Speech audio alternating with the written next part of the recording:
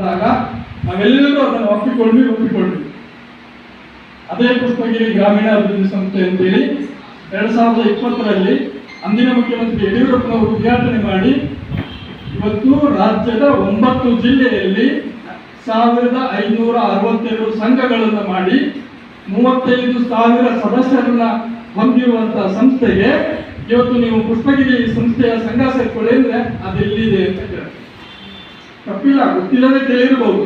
ಒಂದು ವೇಳೆ ಗೊತ್ತಾದ್ರೂ ನಾನು ಸೇರಲ್ಲ ಅಂತ ಹೇಳೋದು ಇಲ್ಲ. ಅದು ಯಾಕೆ ಏನು ಅಂತ ಮತ್ತೆ ಆಮೇಲೆ ವಿಮರ್ಶೆ ಮಾಡೋಣ. ಆದ್ರೆ ಯಾರನ್ನೂ ಬೆಳೆಸಲಿಕ್ಕೆ ತಯಾರಾಗುವ ನಾವು ನಮ್ಮನ್ನ ನಾವು ಬೆಳೆಸಲಿಕ್ಕೆ ಕಷ್ಟಪಡ್ತಿದ್ದೀವಿ. ಬಹಳಷ್ಟು ಬಾರಿ ನಮ್ಮಲ್ಲಿ ನಾವು ಬಹಳಷ್ಟು ಮಾತಾಡುವಷ್ಟು ಜಾಣನಲ್ಲ, ಆದ್ರೆ ಒಂದು ಮಾತನ್ನ ಹೇಳ್ತೀನಿ, ನಮಗಿಂತ ದೊಡ್ಡ ಹಿರಿಯರು ಬಹಳಷ್ಟು ತಿಳಿದವರಿದ್ದಾರೆ, ಇಲ್ಲಿ ಕೂಡ ತಿಳಿದವರಿದ್ದೀರಿ. ಒಂದು ಮಾತನ್ನು ಮಾತ್ರ ನಾನು ಹೇಳಿಕ್ಕೆ ಇಚ್ಛೆಪಡ್ತೀನಿ, ನಮ್ಮಲ್ಲಿ ಬಹಳಷ್ಟು ಜನ ಮುಖ ಮೇಲ್ ಮಾಡಿ ಉಗಿಯೋದೇ ಜಾಸ್ತಿ ಆಗಿದ್ದಾರೆ. ಮುಖ ಮೇಲ್ ಮಾಡಿ ಉಗಿದ್ರೆ ಅದು ಯಾರ ಸಿರಿ ಇತ್ತಂತ ಯೋಚನೆನೇ ಇಲ್ಲ, ಉಗಿಬೇಕಷ್ಟೇ. ಉಗಿಯೋದಕ್ಕಾಗಿ ಉಗಿಯುವಂತ ಕಾಲ ಆಗ್ತಿದೆ. ಹಾಗಾಗಿ ಪುಷ್ಪಗಿರಿ ಮಹಾಸಂಸ್ಥಾನದ ಗ್ರಾಮೀಣಾಭಿವೃದ್ಧಿ ಸಂಸ್ಥೆ ಇವತ್ತು ರಾಜ್ಯದ 9 ಜಿಲ್ಲೆಯಲ್ಲಿದೆ. ಒಂದು ಖುಷಿ ವಿಚಾರವನ್ನ ಹೇಳ್ತೀನಿ, ಗ್ರಾಮೀಣಾಭಿವೃದ್ಧಿ ಸಂಸ್ಥೆಯಲ್ಲಿ ಕೇವಲ ಲಿಂಗಾಯತರು, ಕೇವಲ ನೊಳಂಬ ಆ ಸೀನೆ ಇಲ್ಲ, ಎಲ್ಲ ಜಾತಿಯ ಜನಾಂಗದವರನ್ನ ಸೇರಿಸಿ ಇವತ್ತು 35,000 ಜನ ಸದಸ್ಯರನ್ನು ಒಳಗೊಂಡು ನಿಮಗೆ ಆಶ್ಚರ್ಯ ಆಗ್ಬೋದು, ಕಳೆದ 2.5-3 ವರ್ಷಗಳಲ್ಲಿ 7 ಕೋಟಿ ರೂಪಾಯಿ ಉಳಿತಾಯ ಮಾಡಿದ್ದಾರೆ. 7 ಕೋಟಿ ರೂಪಾಯಿ ಉಳಿತಾಯ ನಮ್ಮ ಕಡೆ ಇಲ್ಲ, ಸ್ವಯಂ ಅವರವರ ಖಾತೆಯಲ್ಲಿ ಇವತ್ತು ಉಳಿತಾಯ ಆಗಿದೆ. ಇವತ್ತು ನಮ್ಮ ಶಿವಮೊಗ್ಗ ನಗರದಲ್ಲೂ ಕೂಡ ಸುಮಾರು 3 ಸಂಘಗಳಾಗಿದೆ, 60 ಜನ ಇದ್ದಾರೆ. ನಮ್ಮ ಇವರು ಕೂಡ ಅಧ್ಯಕ್ಷರು, ಮಹಿಳಾ ವೇದಿಕೆ ಅಧ್ಯಕ್ಷರು ಕೂಡ ಸಂಘದಲ್ಲಿ ಇದ್ದಾರೆ. ನಿಮ್ಗೆ ಹೇಳಿದಾರಲ್ಲ ಗೊತ್ತಿಲ್ಲ, ಅವರು ಕೂಡ ಸಂಘದಲ್ಲಿದ್ದಾರೆ. ಆದ್ರೆ ಇಂಥ ವಿಚಾರಗಳನ್ನು ನಾನು ಗ್ರಾಮೀಣಾಭಿವೃದ್ಧಿ ಯಾಕೆ ಒತ್ತಿ ಹೇಳ್ತಿದ್ದೀನಿ ಅಂತಂದ್ರೆ, ಆಧುನಿಕ ಭಾರತದಲ್ಲಿ ಇವತ್ತಿನ ಜನಾಂಗದಲ್ಲಿ, ಇವತ್ತಿನ 12ನೇ ಶತಮಾನದಲ್ಲಿ ಏನ್ ಬೇಕಿತ್ತು ಬಸವಣ್ಣವರು ಕೊಟ್ಟಿದ್ದಾರೆ, ಇವತ್ತಿನ ಜನರೇಷನ್ ಏನ್ ಬೇಕೋ ಅದನ್ನ ಸ್ವಾಮೀಜಿಗಳು ಕೊಡ್ತಾ ಇದ್ದಾರೆ ಅಂತ ನಾನು ಭರವಸೆ ಮೇಲೆ ಹೇಳಿ ಇಚ್ಛೆ ಪಡ್ತೀನಿ. ಒಂದು ಕಾನ್ಸೆಪ್ಟ್ ಅನ್ನ ತಂದಿದ್ದೀರಿ, ಬಹಳ ಸಂತೋಷದ ವಿಚಾರ. ನಾನು ಬಹಳಷ್ಟು ಗುಂಪುಗಳಲ್ಲಿ ಡಿ ಶಂಕರಪ್ಪನವರು ಹಿರಿಯರು ಹಾಕಿರುವಂತಹ ಮೆಸೇಜ್ ಅನ್ನ ಬಹಳಷ್ಟು ಕರ್ನಾಟಕದ ಎಲ್ಲ ಜಿಲ್ಲೆಗಳಲ್ಲಿ ನಾನು ಇವತ್ತು ಹಾಕಿದ್ದೀನಿ. ಯಾಕೆ ಅಂತಂದ್ರೆ ನಮ್ಮ ಮಠಗಳು ನಮ್ಮ ಹೆಮ್ಮೆ ಅಂತ ಅನ್ನುವಂಥ ವಿಚಾರ ಬರೀ ಚಿಗುರೊಡೆದಿದೆಯಲ್ಲ, ಇವತ್ತು ಉಳಿದಿದೆಯಲ್ಲ, ಬಹುಶಃ ಎಲ್ಲ ತಾಲೂಕುಗಳಲ್ಲಾಗಲಿ ಎಲ್ಲ ಜಿಲ್ಲೆಗಳಲ್ಲಾಗಲಿ ಇದ್ರ ಬಗ್ಗೆ ಮಾಹಿತಿ ಸಿಗುವಂತಾಗಿದೆ. ಒಂದು ವೇಳೆ ಆಗದೆ ಹೋದ್ರೆ ಇತಿಹಾಸ ತಿಳಿದೇನೆ ಇತಿಹಾಸ ಸೃಷ್ಟಿ ಮಾಡಕ್ ಆಗಲ್ಲ ಅಂತ ಏನ್ ಕೇಳಿದ್ದೀವೋ ಅದು 100ಕ್ಕೆ 100 ಸತ್ಯವಾದ ಮಾತು. ನಮ್ಮ ಇತಿಹಾಸವನ್ನ ಅಥವಾ ನಾವು ನೊಳಂಬರು, ರಾಜರಾಗಿ ಆಳಿದ್ವಿ ಅನ್ನೋ ರಸ್ತೆ ಮಾತ್ರ ಹೇಳ್ಕೊಂಡು ಹೋದ್ರೆ ಸಾಲದು. ನಮ್ಮ ಮಠಗಳು ಏನೇನ್ ಕೆಲಸ ಆಗ್ತಿದೆ, ಏನ್ ಮಾಡ್ತೀವಿ, ಬಹಳಷ್ಟು ಕಡೆ ಪ್ರವಾಸಕ್ಕೆ ಹೋಗ್ತೀವಿ. ಇತ್ತೀಚೆಗಂತೂ ಪ್ರವಾಸಕ್ಕೆ ಬಸ್ಸಲ್ಲಿ ಎಲ್ಲಿ ನೋಡಿದ್ರು ಜನವೋ ಜನ ಗೊತ್ತಿದೆ. ಒಂದೇ ಒಂದು ಬಾರಿ ನಿಮ್ಗೆ ಮನವಿ ಮಾಡ್ಕೊಳ್ತೀವಿ, ದಯವಿಟ್ಟು ಪುಷ್ಪಗಿರಿಗೆ 1 ದಿನದ ಭೇಟಿ ಕೊಡಿ, ಸುಮ್ಮನೆ ಭೇಟಿ ಕೊಡಿ. ಪ್ರವಾಸಕ್ಕಾಗಿ ಹೋಗಿ ಬನ್ನಿ, ಖುಷಿ ಅನ್ಸಿದ್ರೆ ಬಂದು ನಮ್ಗೆ ಹೇಳಿ, ಹೌದು ಬಹಳ ಚೆನ್ನಾಗಿತ್ತು, ಬಹಳ ವ್ಯವಸ್ಥಿತವಾಗಿ ಮಾಡಿದ್ದಾರೆ ಅಂತ ಅನ್ಸಿದ್ರೆ 4 ಜನಕ್ಕೆ ಹೇಳಿ.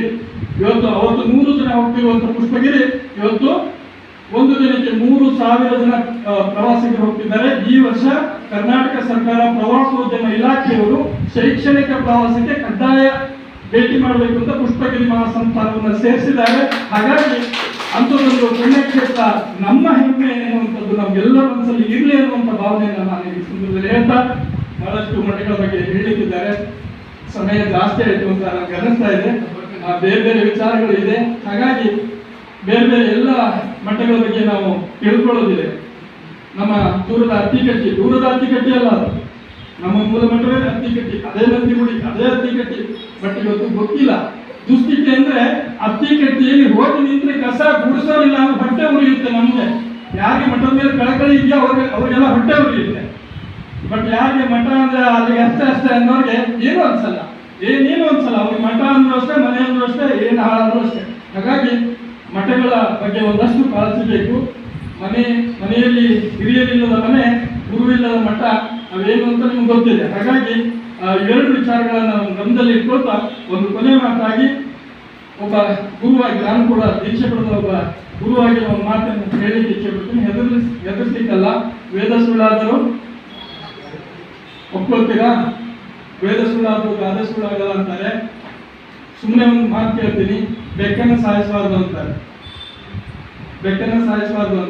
ಯಾಕೆ ಅಂತ ಹೇಳಿ ಪ್ಲೀಸ್ ಕೊನೆಯಲ್ಲಿ, ಯಾಕೆ ಸಾಯಿಸಬಾರ್ದು? ಎಷ್ಟು ದೋಷ? ತುಂಬಾ ದೋಷ, ಗುರು ದೋಷ. ಬೆಕ್ಕು ಸಾಯಿಸಿದ್ರೆ ಗುರು ಕ್ಯಾನ್ಸಲ್. ವೇದ ಸುಳ್ಳಾದ್ರೂ ಗಾದೆ ಸುಳ್ಳಾಗಲ್ಲ. ಹಾಗಾಗಿ ಗಾದೆಯ ವಿಶ್ಲೇಷಣೆ ನಮ್ಮ ಮಕ್ಕಳಿಗೆ ನಾವು ತಿಳಿಸಿ ಹೇಳಬೇಕು. ಇದೆ ಅಂತಲ್ಲ, ಇನ್ಯಾವುದೇ ಗಾದೆ ನಾನು ವಿಶ್ಲೇಷಣೆ ಮಾಡಿ ದಯವಿಟ್ಟು ನಮ್ಮ ಹಿರಿಯರು ನಮಗೆ ಹೇಳಿದ್ದು ಕೂಡ ಅರ್ಧ ಗಾದೆಲ್ಲ ಮಾತ್ರ. ನಾವೆಲ್ಲಿ ಭಯಪಟ್ಬಿಡ್ತೀವೋ ಚಿಕ್ಕರಿದ್ದಾಗ ಅಂತೇಳಿ. ಬೆಕ್ಕಿಗೆ ನಮ್ಮ ಕಡೆಗೆ ಕಾಮಿ ಅಂತಾರೆ, ನಮ್ಮ ಕಡೆಗೆ, ನಿಮ್ಮ ಕಡೆ ಅಂತಾರಲ್ಲ ಗೊತ್ತಿಲ್ಲ. ಇಲ್ಲಿ ಸುಧಾರಿಸಿದ ಭಾಷೆಯಲ್ಲಿ ಬೇಕು ಅನ್ನೋದು. ಬೆಕ್ಕಿಗೆ ಕಾಮಿ ಅಂತಾರೆ. ಕಾಮಿ ಹೊಡೆದ್ರೆ ಏಳು ಜನ್ಮದ ಪಾಪ ಅಂತಾರೆ. ಇವತ್ತು ಚಿನ್ನದ ಬೆಕ್ಕಿಟ್ಟು ಕೂಡ ಪಾಪ ತಟ್ಟದ ಬಿಡಲ್ಲ. ಹಾಗಾಗಿ ಬೆಕ್ಕನ್ನ ಸಾಯಿಸಬೇಡಿ ಅಂತ ಹೇಳ್ತಾರೆ ಅಲ್ವಾ. ಕಾಮಿಯ ಪಾಪ, ಸ್ವಾಮಿಯ ಶಾಪ, ಏಳೇಳು ಜನ್ಮದಲ್ಲೂ ಬಿಡಲ್ಲ. ಹಾಗಾಗಿ ಸ್ವಾಮಿ ಅಂದ್ರೆ ಸಾಮಾನ್ಯ ಅಲ್ಲ, ಸುಮ್ಮನೆ ಅಲ್ಲ. ಅವರು ಆ ಹಂತಕ್ಕೆ ಬರಬೇಕಾದ್ರೆ ಇನ್ನೇನು ತ್ಯಾಗ ಮಾಡಿ ಬಂದಿರ್ತಾರೆ. ಅದಕ್ಕೆ ಶಕ್ತಿ ಇದೆ. ಆ ಗುರುವನ್ನು ಪದಕ್ಕೆ ಶಕ್ತಿ ಇರೋದ್ರಿಂದ ಇನ್ನೊಂದು ಸಂದರ್ಭದಲ್ಲಿ ಅವಕಾಶ ಇದ್ದು ಮತ್ತೆ ಮಾತಾಡೋಣ ಅಂತ ಹೇಳ್ತಾ ನಮಗೆ ಅವಕಾಶ ಮಾಡಿಕೊಟ್ಟಿರುವ ಇಲ್ಲಿಯ ನಮ್ಮ ನಂದಿ ವಿದ್ಯಾಸಂಸ್ಥೆ ಮತ್ತೆ ನಂದಿ ಮಹಿಳಾ ವೇದಿಕೆ ಶಿವಮೊಗ್ಗ, ನೊಳಂಬ ಸೇವೆ ವೇದಿಕೆ ಶಿವಮೊಗ್ಗ, ಹಾಗೆ ನೊಳಂಬ ಸ್ವಯಂ ಸೇವಕ ಸಂಘ ಎಲ್ಲರೂ ಇದ್ದೀರಲ್ಲ, ಅದರಲ್ಲಿ NSS ಅಲ್ಲಿ ಎಲ್ಲರೂ ಇದ್ದೀರಲ್ಲ, ಭಾಗಶಃ ಇದ್ದಾರೆ, ನಮ್ಮ ಹಿರಿಯರೆಲ್ಲ ಇದ್ದಾರೆ. ಇವ್ರು ಎಷ್ಟು ಜನ ಇದ್ದಾರೆ ಗೊತ್ತಿಲ್ಲ. ನಮ್ಮ NSS ಜಯರಾಜ್ ಅವ್ರನ್ನ, ಸುರೇಶ್ ಅವ್ರನ್ನ ಕಾಂಟ್ಯಾಕ್ಟ್ ಮಾಡಿ NSS ಇವತ್ತು 20,000 ಜನರನ್ನ ಒಗ್ಗೂಡಿಸಿರುವಂತ ನೆಟ್ವರ್ಕಿಂಗ್, ಅಂದ್ರೆ ಜಸ್ಟ್ ನಮ್ಮ ನೊಳಂಬ ಬಾಂಧವರನ್ನು ಒಟ್ಟುಗೂಡಿಸಿರುವಂತ ಒಂದು ಲಿಂಕ್ ಅಷ್ಟೇ ಅದು.